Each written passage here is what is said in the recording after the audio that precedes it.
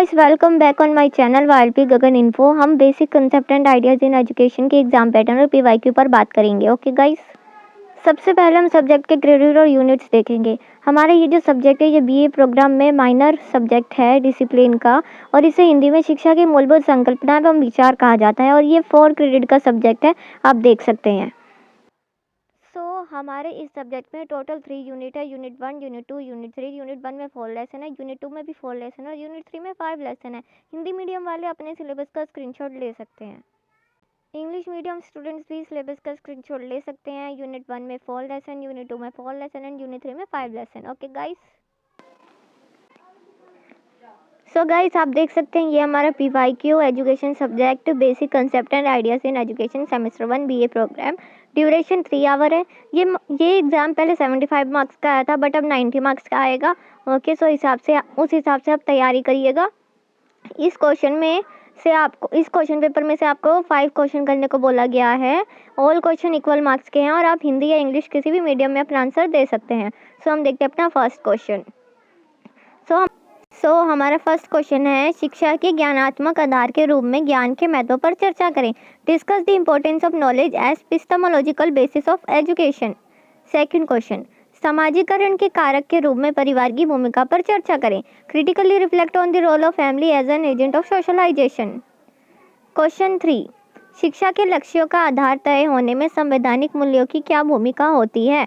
What role do the constitutional values play in laying the basis for the aims of education?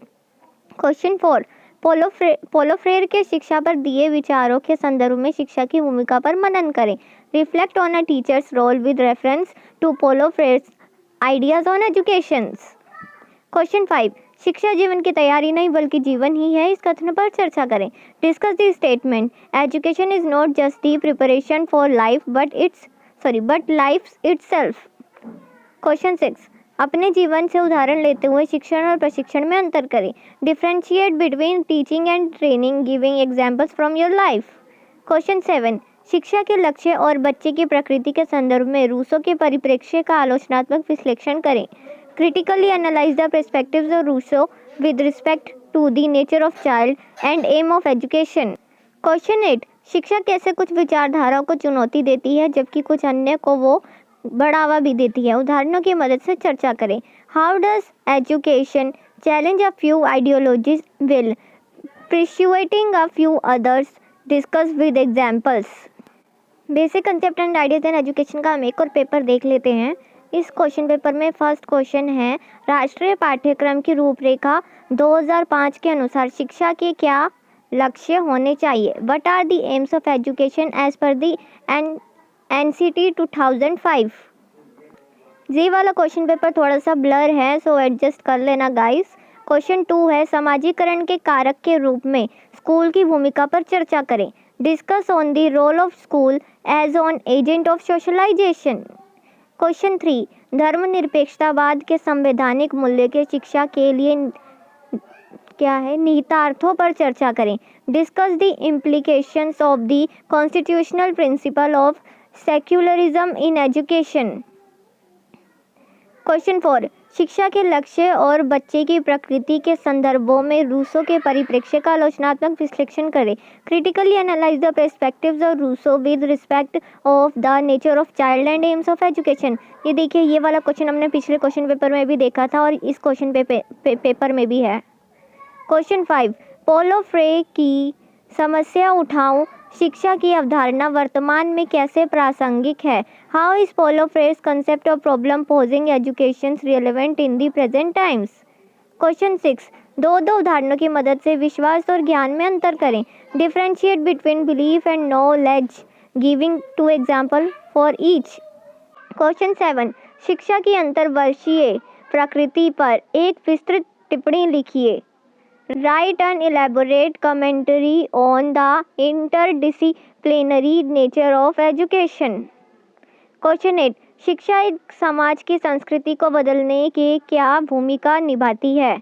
What role does education plays in transforming a society's culture? एक और question paper देख लेते हैं। भारतीय समाज में शिक्षा के आधार के रूप में विवेक और अनुसंधान के महत्व पर चर्चा करें। Discuss on the importance of Importance of inquiry and reason as foundation of education in Indian society. Question 2. समाजीकरण के कारक के रूप में इलेक्ट्रॉनिक मीडिया की भूमिका पर चर्चा करें. Critically reflect on the role of electronic media as an agent of socialization. Question 3. शिक्षा के लक्ष्यों का आधार तय होने में स्वतंत्रता और समानताओं जैसे संवैधानिक मूल्यों की क्या भूमिका होती है. What role does the constitutional values of freedom and equality play in laying the basis for the aims of education? Question 4. पोलो फ्रेयर के शिक्षा पर दिए विचारों के संदर्भ में शिक्षा की भूमिका पर मनन करें. Reflect on a teacher's role with reference to Krishnamurti ideas on education. यहाँ पे क्वेश्चन में गड़बड़ी हुई है. हिंदी मीडियम में पोलो फ्रेयर पूछ रखा है और इंग्लिश मीडियम में कृष्णा मारुति पूछ रखा है. सो आप देख लेना, मेरा ये सब्जेक्ट नहीं है, सो मुझे नहीं पता ये दोनों एक ही है या फिर अलग अलग इंसान है. बट इस क्वेश्चन पेपर पर आप गौर से ध्यान देना. ओके, सॉरी, क्वेश्चन पर. और ये क्वेश्चन पहले भी हमने पिछले पेपर्स में देखा है. ओके. क्वेश्चन 5. शिक्षा जीवन की तैयारी नहीं बल्कि जीवन ही है, इस कथन पर चर्चा करें. Discuss the statement education is not just the preparation for life but life itself. ये क्वेश्चन भी हमने पिछले क्वेश्चन पेपर में देखा है. क्वेश्चन 6. अपने जीवन से उदाहरण लेते हुए शिक्षा और स्कूलिंग में अंतर करें.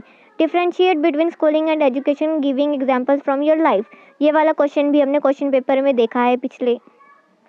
क्वेश्चन 7.